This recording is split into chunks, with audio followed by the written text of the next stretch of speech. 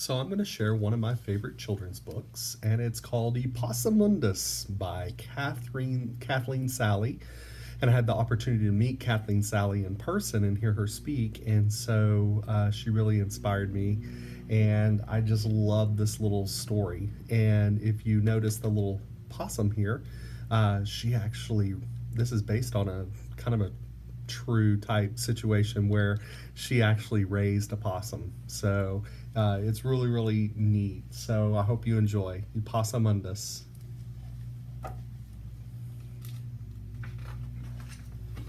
Eppossumundas, written by Colleen Sally, illustrated by Janet Stevens. Eppossumundas was his mama's and his auntie's sweet little patootie. They just loved him to death. Eppossumundas used to go see his auntie most every day, and she nearly always gave him something to take home with him. One day, she gave him a piece of rich gold cake. Eppossumundas took it in his hand, scrunched his hand up tight, and went along home. On his way home, he passed Alligator, and Alligator asked, "What you got, Eppossumundas?" "Cake," he replied. Don't look much like cake to me," said Alligator. When Eppossumundas got home, his mama looked at the fistful of crumbs, and she said, "Eppossumundas, what do you have in your hand?" "Cake, Mama. Auntie gave it to me."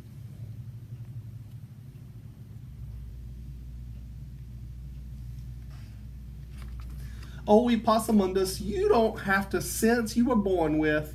That's no way to carry cake. The way to carry cake is to put the cake on your head.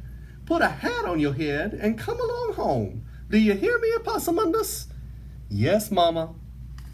By and by on another day, when Eppossumundas was visiting his auntie, this time she gave him a pound of freshly churned butter and to take home with him. Eppossumundas put it on his head, put on a hat on his head, and went along home. On his way home, he passed Raccoon, and Raccoon says, "What you got, Eppossumundas?" "Butter," he replied. Don't look much like butter to me," said Raccoon. When Eppossumundas got home, his mama looked at him, and she said, "Eppossumundas, what do you have in that hat?" "Butter, Mama. Auntie gave it to me." "Oh, Eppossumundas, you don't have the sense you were born with. There's no way to carry butter. The way you carry butter is to wrap it up into some leaves and carry it down to the brook. And you cool it in the water, and you cool it in the water, and you cool it in the water. And then you take it up carefully with your hands and come along home. Do you hear me, Eppossumundas?" "Yes, Mama." By and by, on another day, when Eppossumundas was visiting his auntie, this time she gave him a sweet little puppy dog to take home with him. So Eppossumundas wrapped him up in some leaves and carried him down to the brook. And he cooled it in the water, and he cooled it in the water, and he cooled it in the water. And then took it up carefully in his hands and went along home. On his way home, he passed Nutria, and Nutria asked, "What you got, Eppossumundas?" "A puppy," he replied. Don't look much like a puppy to me," said Nutria. When Eppossumundas got home, his mama looked at that poor little beraggled puppy, and she said, "Eppossumundas, what do you have in your hands?" "A puppy, Mama. Auntie gave it to me." "Oh, Eppossumundas, Eppossumundas, you don't have the sense you were born with. That's no way to carry a puppy. The way to carry a puppy is to put the puppy on the ground, tie a piece of string around the puppy's dog's neck, and take that piece of string and come along home. Do you hear me, Eppossumundas?" "Yes, Mama." Well, by and by, and another day, when Eppossumundas was visiting his auntie, this time she gave him a freshly baked loaf of bread to take home with him.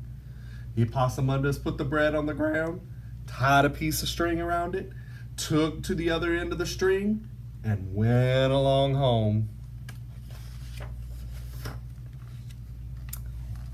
What do you think's going to happen? Think about that. Think about what might happen in the rest of the story based on what you know so far and why Eppossumundas would do that.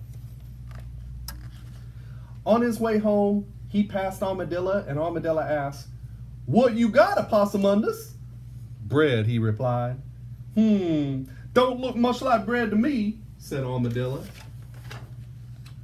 When Eppossumundas got home, his mama looked at the thing on the end of the string and said, "Eppossumundas, what do you have on the end of that string?" "Bread, Mama. Auntie gave it to me." What do you think she's going to say? "Eppossumundas, Eppossumundas, you don't have the sense you were born with. You never did have the sense you were born with. You never will have the sense you were born with. Now, I'm not telling you in any more ways bringing Trunk home. And I don't want you going to see your auntie either. I'll go see her myself." And Eppossumundas' mama got her basket. But before she left, she said, "Eppossumundas, do you see those 6 pies cooling there on the porch?" "Yes, Mama." "Well, Eppossumundas, you be careful about stepping on those pies." Then Mama went off to see Auntie. I wonder what's going to happen. And then Eppossumundas was careful about stepping on those pies. He stepped right in the middle of every one. The end. So sometimes when people say things to us, it doesn't mean what we think it means. And so that's kind of what this story is all about. He takes everything very literally in the story, and when a lot of what she's saying is figurative in that sense. So thinking about the story and thinking about what has happened and gone on here, what do you think was going on in Eppossumundas' mind when his mama was telling him he ain't got the sense that he was born with? What do you think was going through his mind, and how do you think he felt about that? And so I want you to think about that and think about how that applies to your life and what you can do in your life to make sure you understand what others are saying to you. Have a great summer.